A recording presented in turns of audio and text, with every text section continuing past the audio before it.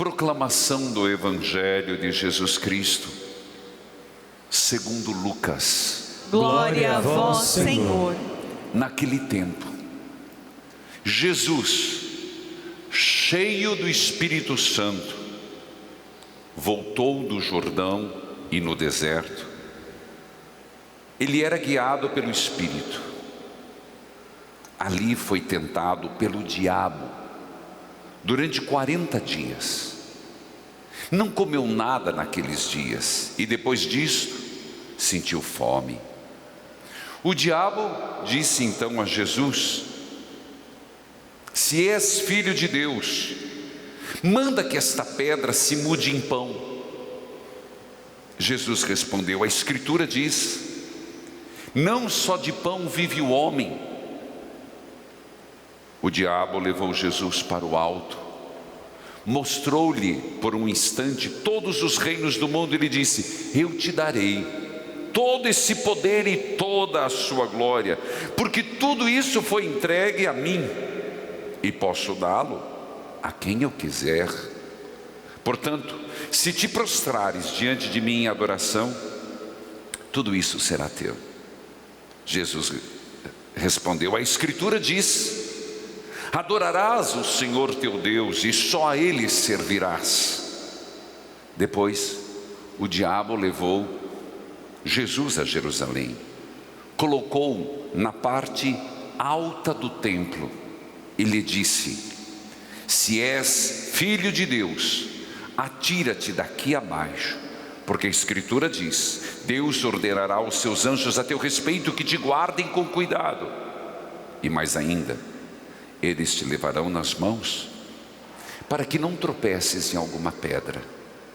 Jesus, porém, respondeu: a Escritura diz: não tentarás o Senhor teu Deus. Terminada toda a tentação, o diabo afastou-se de Jesus para retornar no tempo oportuno. Palavra da salvação. Glória a vós, Senhor. Que a palavra de Deus perdoe os nossos pecados. Amém. Pecador, agora é tempo. Vamos cantar. Pecador, agora é tempo de pesar e de temor. Segue a Deus, despreza o mundo, já não sejas pecador.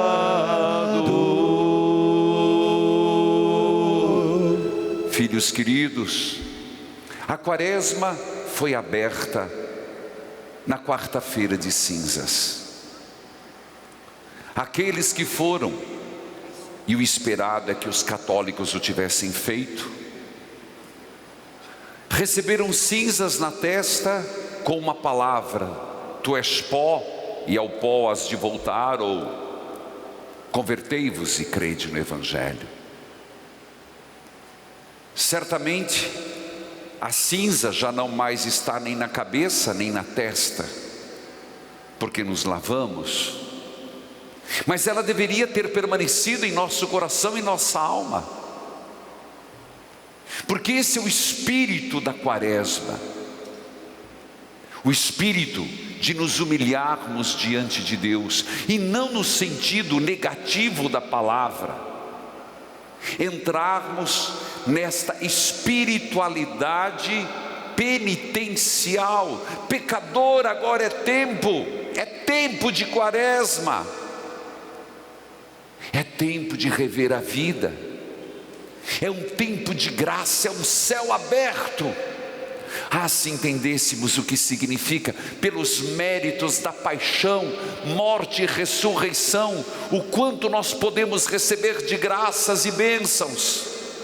Se nós entendêssemos o valor, a potência, o poder que é o tempo da quaresma, pelos méritos da paixão, morte e ressurreição, nós entraríamos, mergulharíamos neste tempo.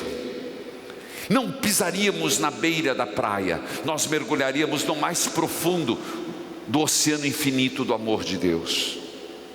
Filhos, que essas cinzas estejam em nossa alma, e seja uma caminhada penitencial, mas não é uma caminhada qualquer, é uma caminhada onde nós queremos seguir os passos de nosso Senhor Jesus Cristo. Mas eu digo desde já, se você perdeu a quarta-feira de cinzas, é lamentável, mas então capriche nas 3 coisas fundamentais, os 3 pilares da quaresma: oração,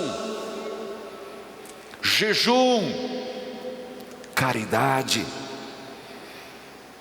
Não por acaso, nosso querido Papa Francisco me provocou e provocou a humanidade inteira, quando propôs na quarta-feira de cinzas, que nós enfrentássemos a insistência diabólica, palavras fortes, a insistência diabólica da violência com as armas da oração e do jejum, referindo-se à guerra. Mas eu digo que isso vale para mim e para você, meus irmãos, que enfrentemos a insistência diabólica de tirar-nos do caminho certo, de tirar-nos do caminho de Deus. E quantas vezes nós não percebemos a insistência do diabo assolando as nossas casas e nossas vidas? Então há de se tomar uma decisão: Senhor, com a tua graça eu vou enfrentar o demônio. Oh Padre, não fala isso. A tentação, o demônio a gente não pode lutar, mas com a tentação a gente pode. O demônio é muito para nós, deixa para o arcanjo Miguel. Mas a tentação que ele manda, porque é o diabo que manda, nós podemos lutar e renunciar em nome de Jesus, exorcizar da tua casa, da tua vida. E não é um momento só. O evangelho de hoje é de São Lucas, que tem uma particularidade. Primeiro, algo que é muito comum: Jesus saiu do Jordão, ele acabou de ser batizado, e ele foi para o deserto. Quem o levou para o deserto? Nunca esqueça, foi o Espírito Santo, para ser tentado. E aqui eu não posso aprofundar, mas eu tenho uma palestra que eu queria muito que alguém acompanhasse. Se você quiser pegar essa veia, está lá no YouTube, que eu peguei no retiro, sobre provação. Porque, respondendo exatamente isso, porque Deus mandou o Espírito Santo levar Jesus para ser provado? Não poupou o seu filho, seria diferente conosco? Então há uma pedagogia, há um porquê. E se parte de Deus, só pode ser amor. Deus não tenta, Deus prova. O diabo tenta. Então, esses questionamentos, se você nunca se fez, faça, até para entender por que passamos por provações e por que somos tentados. Inclusive no Pai Nosso não está escrito: afaste-nos das tentações. É assim que está? Não nos deixeis cair na tentação. Mas, assim como começa Lucas, ele termina. E o término de Lucas é que nos mostra como entender esse evangelho. Lucas diz que depois terminada toda a tentação. Padre, mas ali fala 3.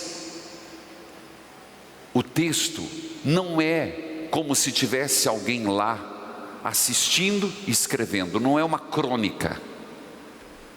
Na verdade, o evangelista Lucas e os demais colocaram as três tentações que resumiam e apontavam quais as tentações que Jesus recebeu. Compreende isso? Veja, Jesus foi tentado a todo tempo, nesses 40 dias, de diversas formas, mas as tentações que ele sofreu, eles resumiram, pontuaram em 3 aspectos. Então é catequético, mais do que uma crônica, e vamos aprofundar isso. Só que impressionante, para retornar no tempo devido. Vou te dar um exemplo. Quando que foi esse tempo? Vou te dizer 2 que o diabo voltou na vida de Jesus. Podia dizer 3, vai 3. São Pedro, aparta-te de mim, porque pensaste como o diabo. Então foi o diabo que insuflou Pedro. Segundo, na última ceia, na hora que nosso Senhor disse: Judas, não Judas, repense. E está escrito na Bíblia que o diabo tomou conta do coração de Judas para a traição. E terceiro, Cristo tentado, ele morrendo na cruz, o diabo na boca, porque o diabo ele usa seus secretários: desce daí, então reconheceremos que és o Filho de Deus. A tentação. Explico melhor. Isso quer dizer, filho, se Jesus, que é o Filho de Deus, foi tentado, nós o somos. Em quê? Então vamos ver porque todos os evangelistas batem nesses 3 pontos. A primeira grande tentação é a relação de Jesus com as coisas. Por exemplo, quando ele disse, a primeira tentação: se és filho de Deus, mande que essa pedra se transforme em pão. O que queria o diabo? Queria que Jesus usasse o seu poder divino para uso próprio, para benefício próprio. E se você olhar na Bíblia, nunca Jesus usou o seu poder divino, até os milagres, era sempre em vista do outro. Jesus estava com fome. Lucas escreve, ele passou 40 dias sem comer. Jesus era verdadeiramente homem como nós, e colocar Jesus como homem como nós, menos no pecado, não o rebaixa, foi decisão de Deus. Quando ele se baixou na encarnação, foi realmente, se rebaixou como ser humano. Ele tinha fome. E aqui qual era a tentação? De usar do seu poder para conquistar o reino. Imagina se nosso Senhor fizesse espetáculos milagrosos. Tanto que quando o fez uma vez para matar a fome, o quiseram fazer rei. E imediatamente nosso Senhor entendeu: olha lá o diabo. O pão, lembra? 5.000 pães. E Jesus passou. Isso significa que nós somos tentados. Tentados em quê? Idolatrar as coisas deste mundo, usar tudo para nós, tomarmos posse das coisas, das maravilhas de Deus. Posse do dinheiro acaba sendo uma idolatria. A posse dos bens materiais, de dispensas arrebatadas e arrebatadas, e gente passando fome. Posse que a gente vai tomando das pessoas, até das pessoas. Quem é de quem? Ninguém. Marido, não se iluda, tua esposa não é posse tua, não. E mulher, não se iluda, teu marido não é posse. Vocês se dispuseram a caminhar juntos. Posse. Eu posso querer tomar posse da igreja, aí eu já não sou mais um sacerdote. A segunda tentação também diz a uma tentação que não é um momento, é uma continuidade em nossa vida. Levou no alto, mostrou-lhe todos os reinos e disse: eu te darei poder e glória, porque tudo isso foi entregue a mim e posso dá-lo a quem quiser. A primeiro que se escuta, não parece que o diabo é meio garganta, dizer que o mundo é dele? Pasmem, meus irmãos, ele não estava errado. Para pensar um pouquinho. O mundo hoje é das bem-aventuranças? O que rege o mundo hoje é amor ao próximo? O que rege o mundo hoje é a paz? Não. É do diabo mesmo. Isso João vai dizer numa das suas cartas. Está sob o jugo do diabo, porque nós deixamos. Os valores hoje não são das bem-aventuranças. Olha a guerra que está acontecendo, com insanidade. Como os 3 papas falaram, e é lindíssimo. Todos que passaram pela guerra, Paulo VI dizendo: nunca mais a guerra, nunca. Pergunte se alguém, a maioria está morto, mas dos nossos pais, avós, que passaram pela Segunda Guerra, indiretamente, porque não lutaram, o que eles acham da guerra? Isso é uma insanidade, usando as palavras do Papa, é diabólico. Ora, o mundo do diabo. E qual foi a resposta de nosso Senhor? Adorarás o Senhor teu Deus, e só a Ele servirás. É a relação com o poder, é a relação sobre quem manda, sobre o exercício do mandato, da autoridade. E isso, meus irmãos, um grande perigo para todos nós. Nós estamos vendo, numa visão maior, a insanidade, a loucura que está acontecendo numa guerra, estampada, escancarada. Mas entre nós, nosso Senhor disse: eu me curvar diante de ti? Eu servir o teu reino? Tudo bem que é teu, já falei que é dele, mas eu me curvar a ele? A essa lógica sanguinária, injusta, não só no mundo, mas presente no Brasil, de ricos cada vez mais ricos, pobres cada vez mais pobres, faltando saúde, faltando pessoas miseráveis. Eu vou me curvar a isso? Se eu o fizer, eu estou cedendo à tentação. E isso não passa nas nossas cabeças? Passa. No mínimo a gente se aquieta, no mínimo a gente não se posiciona, como se não é comigo, não vou mexer com maribondo. Desde quando a omissão não é pecado? Confesso a Deus Todo-Poderoso e a vós, irmãos e irmãs, pelos meus pecados, minhas omissões. Mas e o exercício do poder dentro de casa? Onde a pessoa tem que ser a última palavra, não aceita a sugestão, se emburra no silêncio, faz guerra psicológica, sem falar na guerra braçal que acontece, que é um crime. Portanto, essa relação do poder, ou enquanto que nosso Senhor vai por outro caminho: servirás ao Senhor teu Deus, então Ele vai lavar os pés, então Ele vai acolher a prostituta, então Ele vai acolher o pecador. Meus irmãos, nós estamos sempre nessa tentação.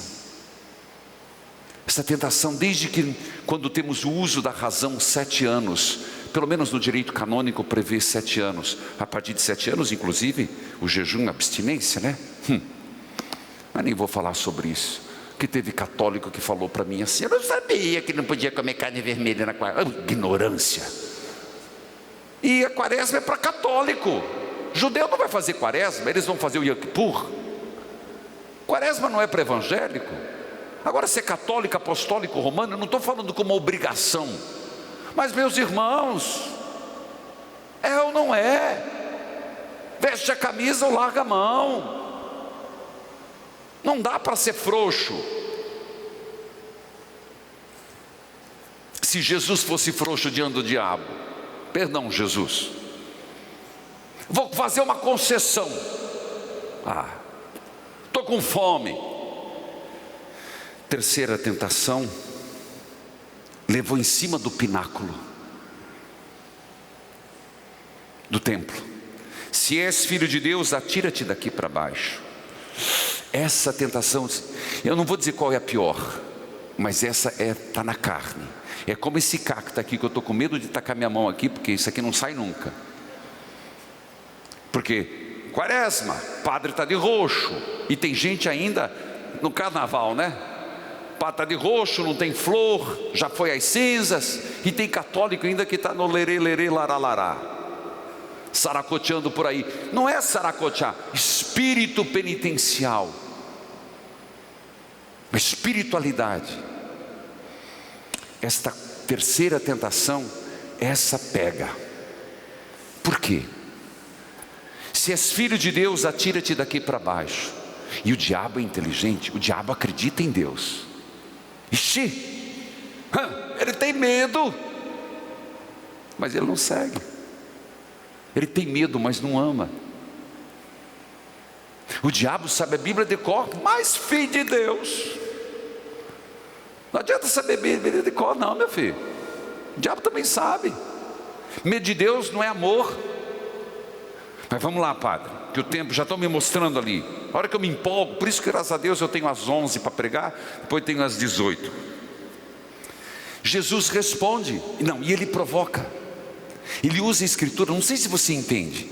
Ele está dizendo, porque diz a escritura, ele vai ordenar seus anjos a teu respeito que te guardem com cuidado. Eles te levarão nas mãos para que não tropeces em alguma pedra. Está certo? Está. É seguro isso?